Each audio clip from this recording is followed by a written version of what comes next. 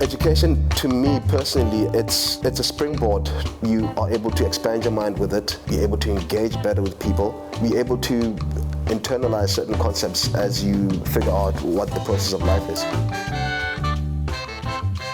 I think it's one of the most important rights because it provides people with an opportunity for self-fulfillment, an opportunity to affirm their dignity.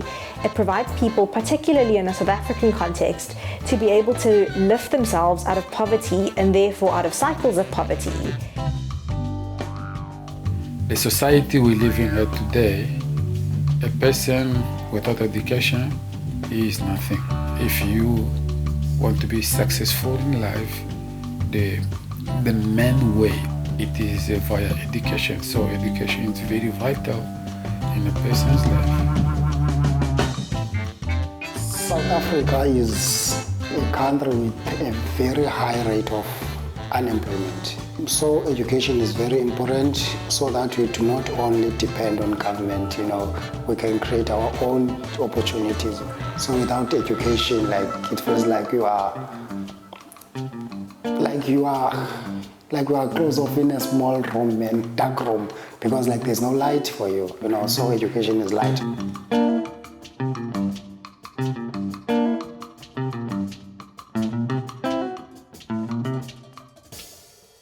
My name is Bongani. I'm a South African citizen. I'm a horse racing and sports trader at Boyle Sports. I'm currently studying a degree in operations management with logistics at Southern New Hampshire University, SNHU.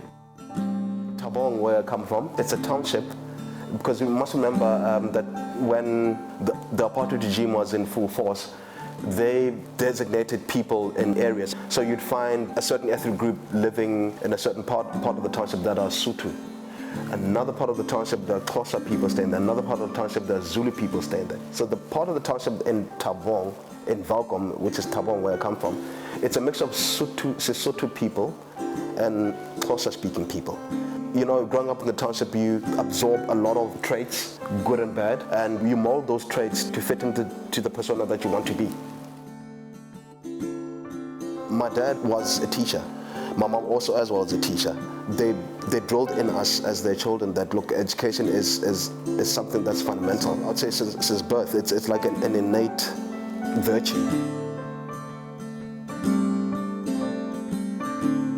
I remember that people were happy because a new regime had come into place.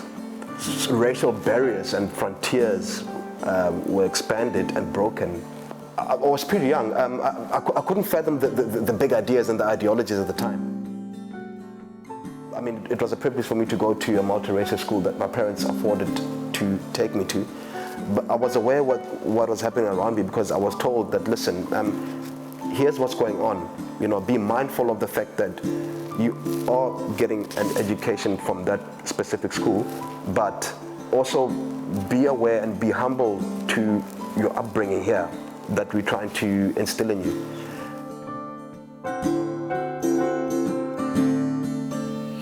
Well, my name is Miguel Ndombasi João, original from Angola.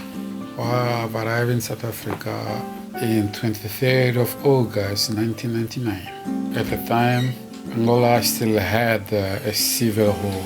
Those time was very tough time. That was one reason you can see many young men flew the country, came in South Africa.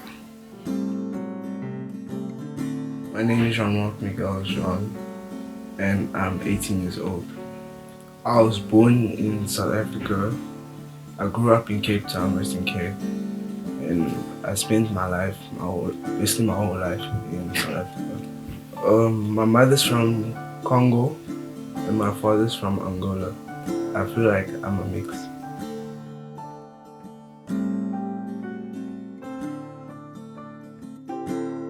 So my name is Anjuli, and currently I work as an attorney at Equal Education Law Centre. And prior to this, I've worked at Lawyers for Human Rights and the Centre for Child Law. And at those organisations, I dealt a lot with migration issues, and specifically migration and access to particular rights. So, for example, access to education. So I definitely have a specific interest in education. I think it's one of the most important rights. I feel very passionately about human rights. In fact, it's something that I think I felt from when I was a really young child, a sense of justice versus injustice. So it could be something that's, rooted within our country, and the fact that we live in a particularly unequal society, and so we are exposed to those injustices from a really early age.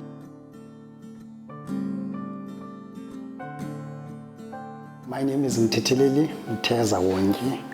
I'm a South African, born in Gauteng, grew up in Cape Town, but my origin is in Eastern Cape. My parents do not know a door of a school, never. They've never been to school. So I grew up living with my father. He was the one, even though as uneducated as he is, he knew the importance of education. He's been the one pushing me to further my studies, as uneducated as he was. Now he stays in Eastern Cape, so he retired and decided to go live in Eastern Cape to look after his cattle. I work for Scalabring, Centre of Cape Town. I am under Unite. Unite is a youth development program. So we're working with 6 secondary schools around Cape Town. Our role as Unite is to develop leadership skill in our youth in order for them to be agents of change in the community.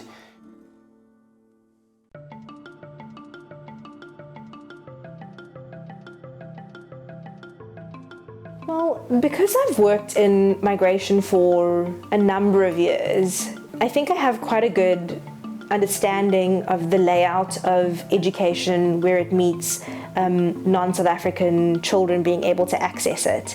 And my experience from those years of working in the sector has been one in which I unfortunately have to say it is quite a xenophobic landscape.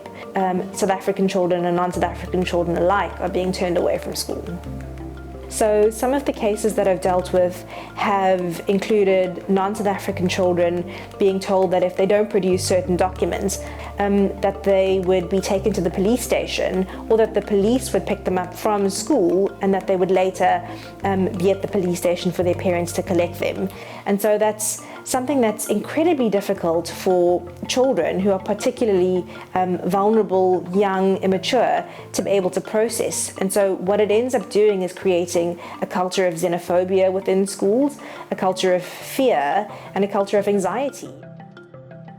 The landscape for South African children is also a very difficult one, and unfortunately I can't say that it's much better when South African children don't have documents.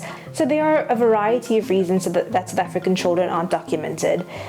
Most of the reasons, 99% of the reasons, emanate from the fact that there are a lot of technical issues within the legislation that regulates South Africans and non-South Africans obtaining birth certificates. So they, for example, require that a South African mother has to have an identity document in order to register the birth of her child.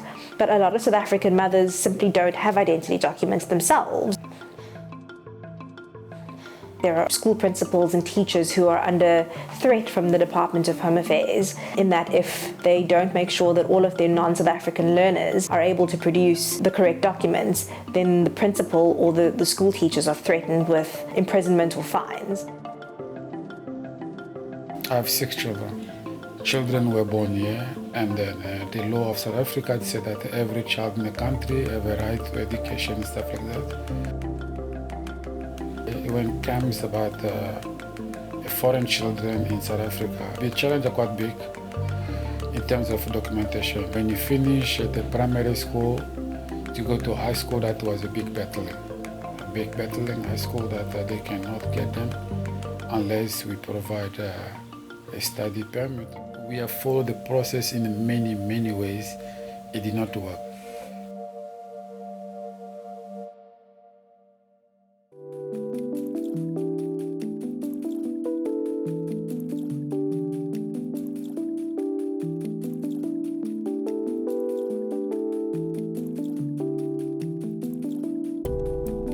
The reason that the Phakamisa judgment came about was because of a widespread, almost phenomenon that was happening in the Eastern Cape, but also all across the country. And that was that undocumented learners were being turned away from school because they were no longer receiving funding from the Department of Education in the Eastern Cape for them to actually attend school.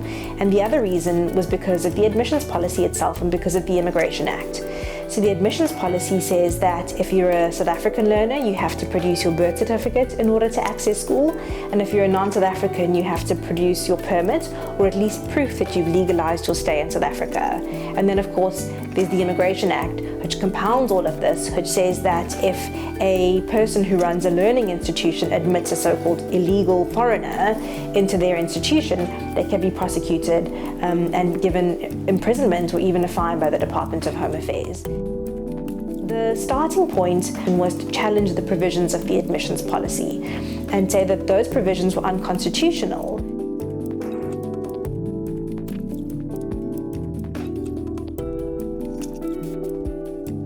I think the most important thing that comes out of the judgment is the very clear statement that undocumented learners are holders and are bearers of the right to a basic education. So after the judgment was handed down in December 2019, the Department of Education drafted a circular to inform education stakeholders and school principals, school officials and the like about the effect of the judgment, which was to make sure that undocumented learners are no longer turned away from school because of what the judgment said.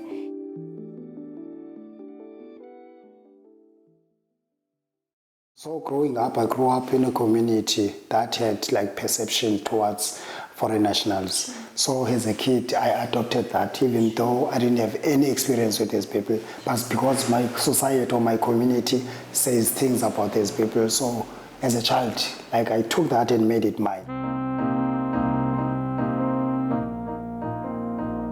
I was working for one organization in Philippines. That's when I started interacting with foreign nationals. That's when I started noticing that, you know what, these are people like me. You know, all the things that I've heard about them are not true. And that now I started teaching people about foreign nationals that the myths that they have on foreign nationals are not okay and they need to be changed. You know, these are African brothers and sisters. You know, so we should just treat each other as Africans. We should treat each other as equal as we would like to be treated as well. Have kids who are from other African countries, you know, who are foreign nationals, you know, so it's so nice to put these two in the same space and then say talk. You know, we create a space where we encourage them to be as honest as they can be with us, because we don't want them to tell us what they think we want to hear.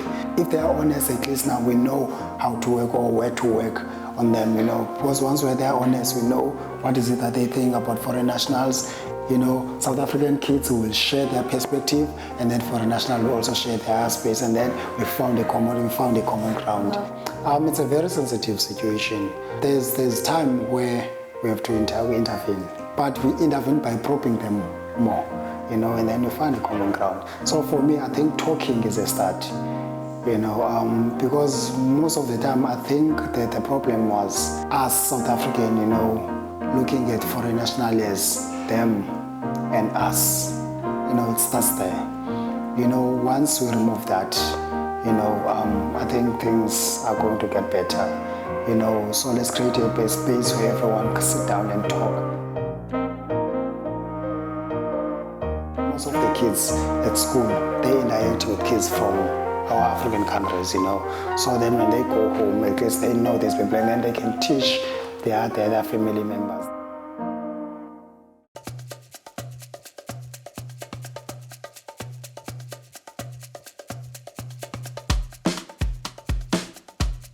People that are not South African have not been accepted into the country because native South Africans feel that opportunities are taken by people that come from outside the borders of South Africa. But everybody has the willpower to use opportunities as best as they can.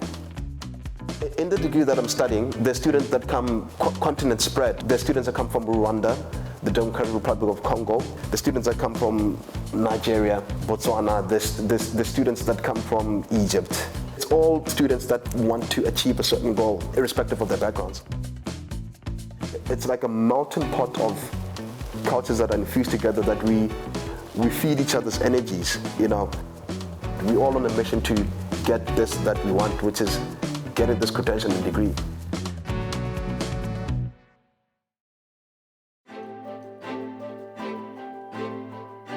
I think it's about making sure that we stay on it. We continue to monitor the amendments that come after the Phakamisa judgment has been handed down, and we continue to make sure that we tirelessly work on it and making sure that we continue to be responsive on a continuous basis, and essentially just not resting and making sure that that gets done. There's a few percentage of people in the world that have everything, and there's a vast majority of people that don't have. What I envisage for the world is that everybody should not go hungry.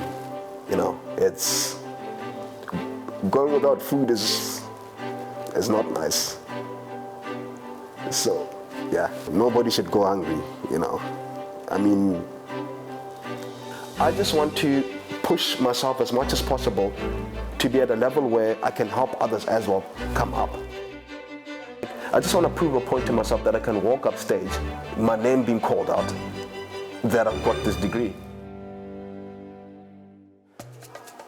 I think South Africa, there's a lot that we still need to do in South Africa, but at least seeing organizations and stakeholders in our community, you know, working together. Because where I live, like my area used to be known as a meta capital. And now, if I'm correct, I think we're number 22 from being meta capital, you know, and that is a result of all stakeholders working together. So I think that alone makes me hopeful that, you know, there's a better future for us, you know. I want to see myself having my own organization. I'm doing exactly what I'm doing currently. We have dreams as people, but without education, it's even harder. With education, like, your voice is even louder. Education on its own is power.